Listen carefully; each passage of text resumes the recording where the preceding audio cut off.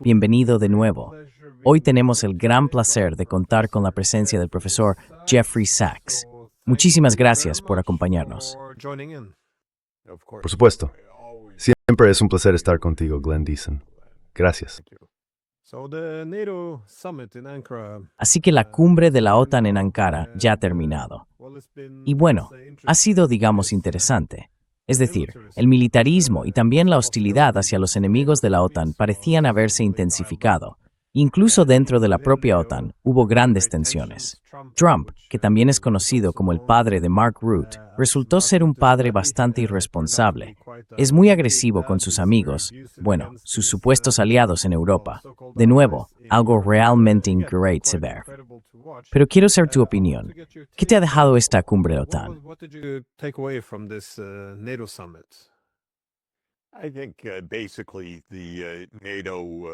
Creo que básicamente la alianza de la OTAN, por así decirlo, está bastante desorganizada. No es un grupo serio, no están planificando de verdad. Fueron 2 días de trumpismos. Él está completamente inestable mentalmente.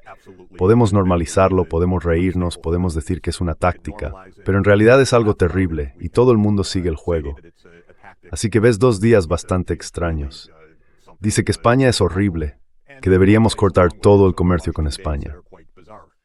Y la respuesta de ella es, tenemos muy buena reunión con los dos. ¿Todo va bien, charla encantadora?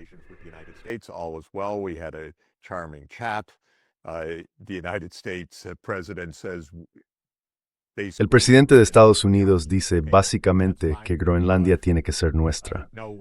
Vale, de acuerdo, no lo será. Ahora mismo esto no es realmente una alianza, y estas no son reuniones de gente seria, lo siento mucho. Por supuesto, gran parte de la conversación trató sobre el gasto militar, y es como un club para animar a todos a gastar más, sobre todo en armamento estadounidense, y hablar de guerra. Pero hubo un tiempo en que los grandes temas se debatían de forma seria, y ese tiempo ya pasó hace mucho. Estados Unidos está, en esencia, sin liderazgo. Se agita alrededor de Trump.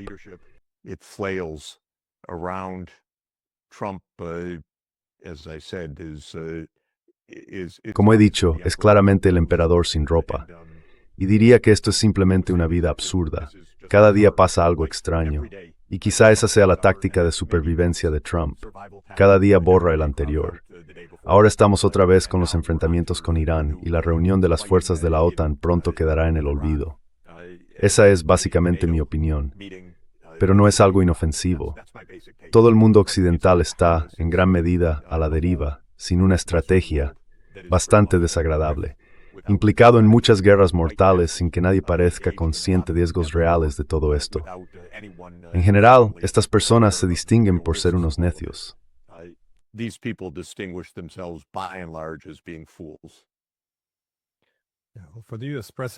Que el presidente de Estados Unidos se refiera a los negociadores iraníes como escoria. Es bastante extraordinario que eso se haya convertido, por así decirlo, en algo normal. Pero también la retórica contra... continúa.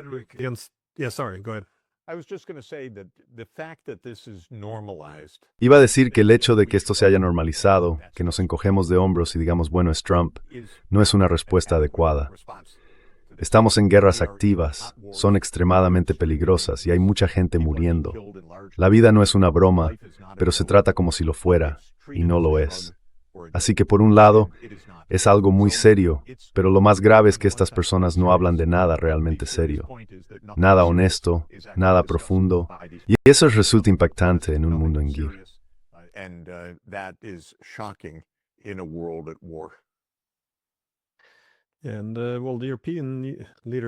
Y bueno, los líderes europeos siguen pidiendo ataques más profundos dentro de Rusia, con sus propias armas, basándose en su propia inteligencia y selección de objetivos.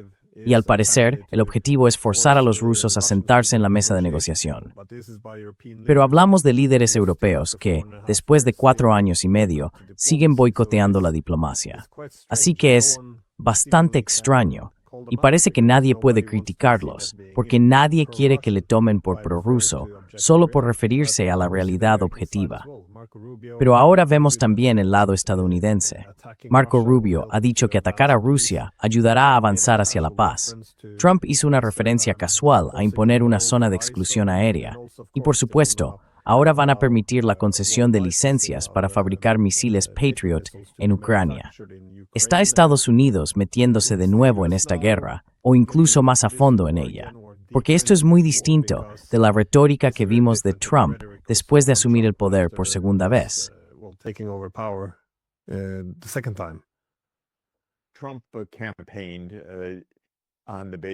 Trump hizo campaña prometiendo acabar con esas guerras inútiles. Pero las guerras de Estados Unidos están impulsadas por el complejo militar, industrial y digital. Creo que ahora es importante añadir digital, porque las grandes tecnológicas son, sin duda, parte interesada y fuente de beneficios en esas guerras. Y cada vez que Trump intentaba dar algún paso hacia una solución diplomática, la mayor parte de la clase política estadounidense, la mayoría de Washington, tanto en el Congreso como en el Pentágono, quizá no tanto los generales en activo, pero sí muchos exgenerales que ahora trabajan en empresas contratistas militares, se oponían con fuerza. Y entonces Trump cambiaba de rumbo, porque en el fondo es un hombre débil y necio.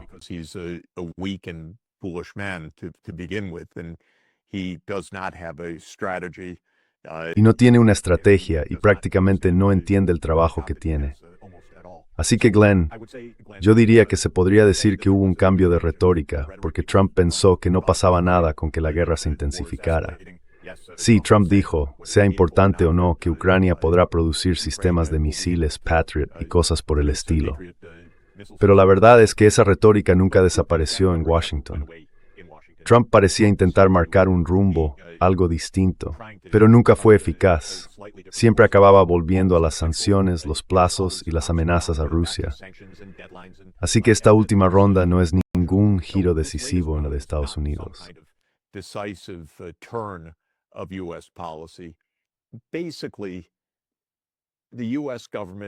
Básicamente, el gobierno de Estados Unidos, y diría que también los de los principales países, están impulsados por una maquinaria de guerra que funciona como un centro de beneficios. Esa es la parte dominante de la política estadounidense. Haría falta un presidente fuerte, con una visión clara y con la capacidad de hablar al pueblo americano, y no con publicaciones absurdas en Truth Social, para poder cambiar algo, porque tendría que enfrentarse a un lobby muy poderoso.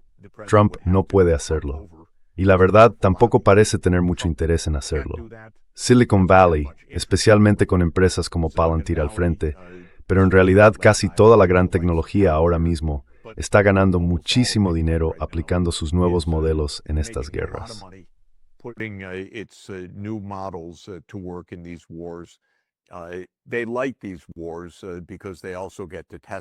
¿Les gustan estas guerras? Porque así también pueden probar sus sistemas de armas. Pueden mejorarlos, actualizarlos, consiguen grandes contratos militares y todo eso. Así que lo que ha pasado en los últimos días, diría que entra dentro de lo habitual. Y el hecho de que Trump no haya logrado poner fin a las guerras que prometió acabar, la de Ucrania, por ejemplo, con una simple llamada telefónica y en 24 horas, demuestra por un lado las tensiones internas de la política estadounidense y por otro, la pura incompetencia, ignorancia y necedad de este hombre. No es capaz de hacer nada que alcance el nivel de una estrategia más allá de tácticas puntuales. Tácticas puede hacer de hora en hora, aunque ni siquiera de forma constante. Pero estrategia, eso no puede hacerlo.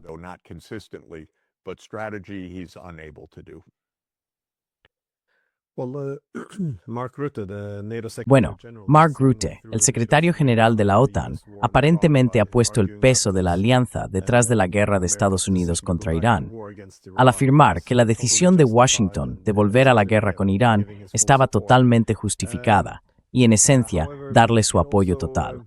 Sin embargo, eso también envía una señal muy clara a los rusos, que la OTAN ya no habla de paz, sino solo de guerra. Y hemos visto ahora que el portavoz del Kremlin, Dmitry Peskov, decía antes de esta cumbre que la operación militar especial se ha convertido ya en una guerra, precisamente por la implicación de la OTAN. Parece que ya no hay mucho esfuerzo por evitar este avance hacia una posible tercera guerra mundial.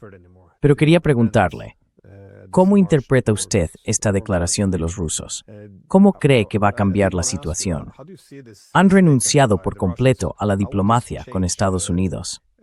¿La consideran un engaño, como en el caso de Irán? ¿O cómo entiende usted estos nuevos acontecimientos?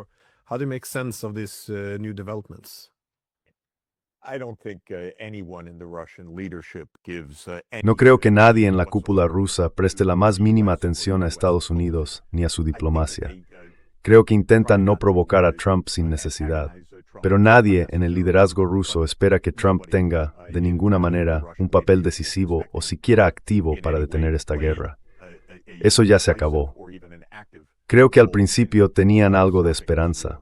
Pero lo que ha pasado demuestra el famoso dicho de Putin en una entrevista de 2017, cuando comentó que ya había trabajado con varios presidentes. Dijo que llegan al cargo con sus ideas, pero luego aparecen hombres con trajes oscuros, corbatas azules y maletines, y les explican cómo funciona realmente el mundo. Y de esas ideas no se vuelve a saber nada. Así que Putin tenía mucha experiencia, y yo he hablado con dirigentes rusos a lo largo de los años. And I've spoken to Russian leaders over the years. They have a lot of experience knowing that presidents... Tienen mucha experiencia y saben que los presidentes van y vienen, pero que el aparato de seguridad de Estados Unidos, ese complejo militar, industrial y digital, es la parte más profunda de la política estadounidense. Así que no creo que realmente confiaran en que Estados Unidos fuera a resolver este conflicto. Pero sí creo que tenían la esperanza de que quizá Trump hiciera algo. Y creo que durante el primer año pusieron cierto esfuerzo en eso. Pero hacia finales de 2025 me parece que ya habían perdido toda esperanza. Y las declaraciones que hacen ahora son, básicamente, no tanto para provocar a Trump, sino por otro lado muy claras al decir, estamos en la práctica en guerra. No creemos que la diplomacia vaya a resolver nada. Vamos a ganar esta guerra.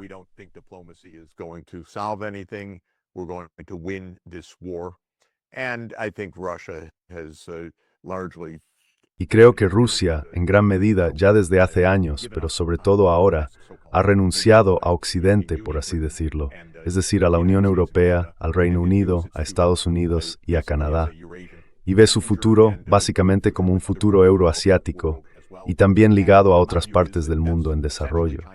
En mi opinión, esa es, en esencia, la visión de China, es, en esencia, la visión de Irán, y en realidad es la visión de la mayor parte del mundo fuera de Europa. Y creo que hacia ahí nos dirigimos, un mundo occidental atrincherado intentando proteger privilegios y ventajas antiguas que ya no tiene, mientras el resto del mundo dice, no esperamos nada de vosotros, salvo quizá la guerra, y si llega el caso, la afrontaremos.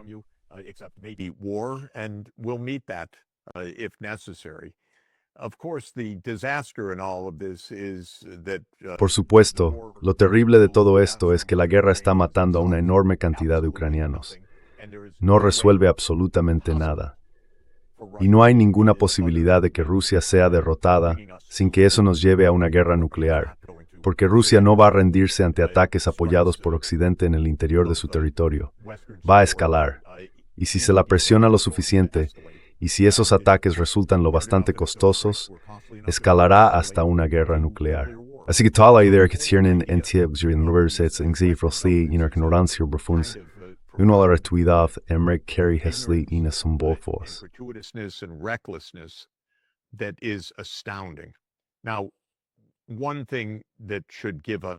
Ahora, algo que debería hacernos reflexionar y poner las cosas en perspectiva es que todos estos gobiernos, Trump, Macron, Scholz, todos son impopulares.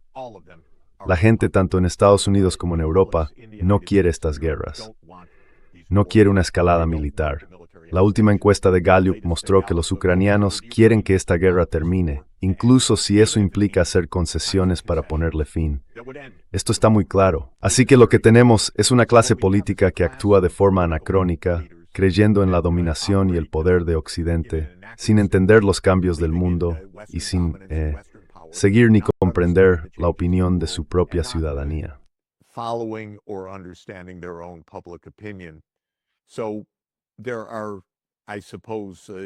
Así que supongo hay tres formas en las que todo esto puede acabar. Una es que Rusia logre directamente sus objetivos militares. Eso desde luego es bastante posible. algunos dirían que incluso bastante probable. La otra es que esto escale hasta una guerra nuclear. Creo que eso es perfectamente posible, porque ahora mismo estamos dirigidos por las personas más incompetentes que uno pueda imaginar: Trump, Scholz, Macron y muchos otros. Y la tercera es que, finalmente, estos gobiernos belicistas y los lobbies que los apoyan sean expulsados por unas sociedades completamente hartas de ellos. La popularidad de Scholz está en su punto más bajo para un canciller alemán. Y lo mismo ocurre con el presidente Macron.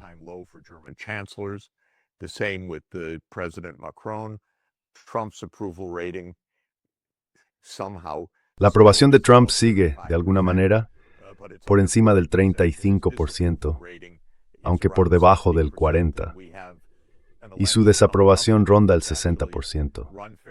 Tenemos unas elecciones a la vuelta de la esquina que, si realmente se celebran y se cuentan de forma justa, podrían, a pesar de todas las maniobras que hay, y son muchas, incluidas las decisiones del Tribunal Supremo a favor de Trump, dar la mayoría a la oposición en al menos una de las cámaras del Congreso. Así que quizá, solo quizá, nuestras instituciones democráticas, tan débiles y aparentemente en declive, acaben sirviendo de freno a esta clase política tan lamentable que tenemos. Y eso sería, al final, una salida pacífica.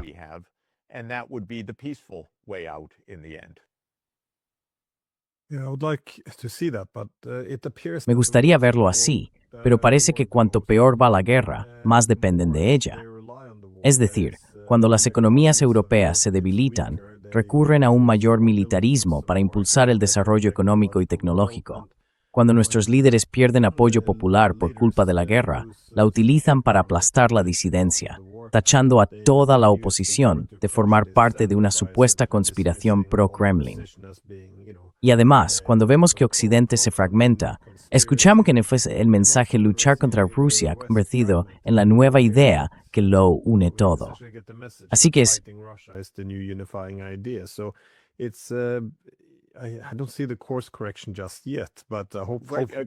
Todavía no veo un cambio de rumbo, pero espero que llegue. Glenn, creo que todo eso es exactamente correcto, por supuesto, salvo por un detalle.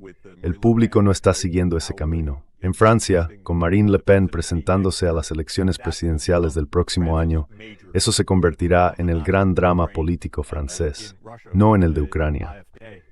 En Alemania, con la AfD subiendo con fuerza en las encuestas y diciendo que Alemania necesita un enfoque completamente distinto basado en la diplomacia con respecto a Rusia, ahí hay una posible ruptura. Y en Estados Unidos, la enorme oposición del público a Israel y a lo que ocurrió, el genocidio en Gaza y ahora a la guerra en Irán, también apunta a un posible cambio de rumbo en la política estadounidense.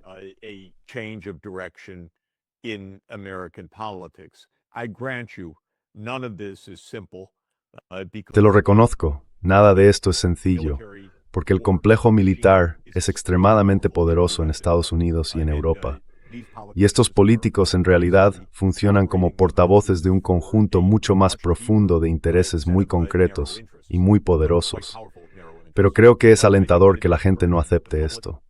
Y eso significa que incluso con toda la resistencia tan clara de la clase política, y en eso tienes toda la razón, no hay nada que esté cambiando la dinámica dentro de ese grupo de políticos. Lo que sí va a cambiarla es una derrota política a manos de partidos externos que conecten con la verdadera opinión pública.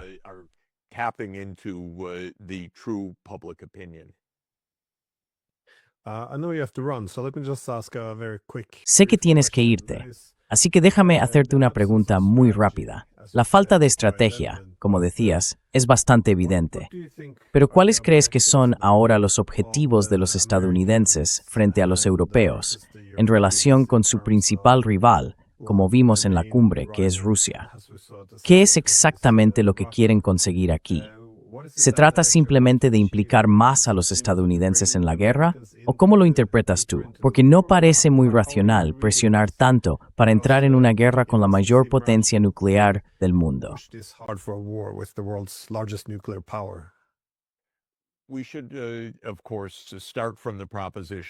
Por supuesto, deberíamos partir de la idea de que desde 1945, y sin duda desde 1991, con el supuesto fin de la Guerra Fría, La intención del llamado Estado Profundo o del complejo militar industrial ha sido debilitar a Rusia de cualquier forma oportunista posible.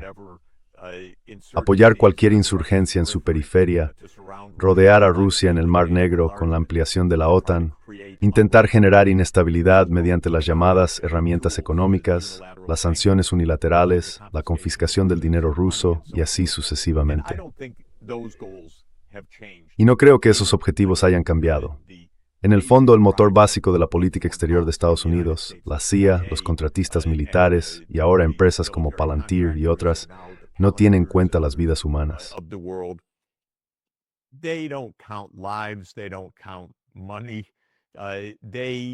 No cuentan el dinero, están ahí para vender sus productos. Y si Estados Unidos se arruina en el proceso, les da igual. Hemos creado una clase de multimillonarios belicistas que hablan abiertamente de lo importantes que son estas guerras del mundo occidental. Así que esta es, en realidad, nuestra situación actual.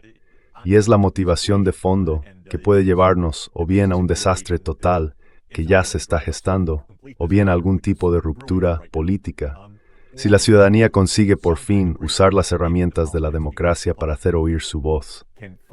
Es cierto que eso no ha ocurrido, y Estados Unidos durante décadas vigiló la política de Europa Occidental para asegurarse de que ninguna corriente antiestadounidense pudiera sobrevivir.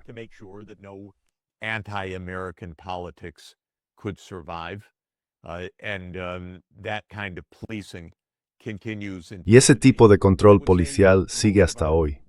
Pero diría que la mayoría de nuestros países occidentales están ahora en una crisis política, por la divergencia entre los intereses dominantes, los intereses de clase de este Estado militarizado y la opinión pública más amplia que entiende que esto es un desastre. Así que creo que seguiremos dando tumbos. No esperéis nada de Trump, nada sensato, ninguna dirección que se mantenga en el tiempo. Cada vez es más incoherente y en realidad menos relevante, salvo por el hecho de que le encanta dominar a los medios, y a los medios les encanta prestar atención a cada tontería que dice este hombre.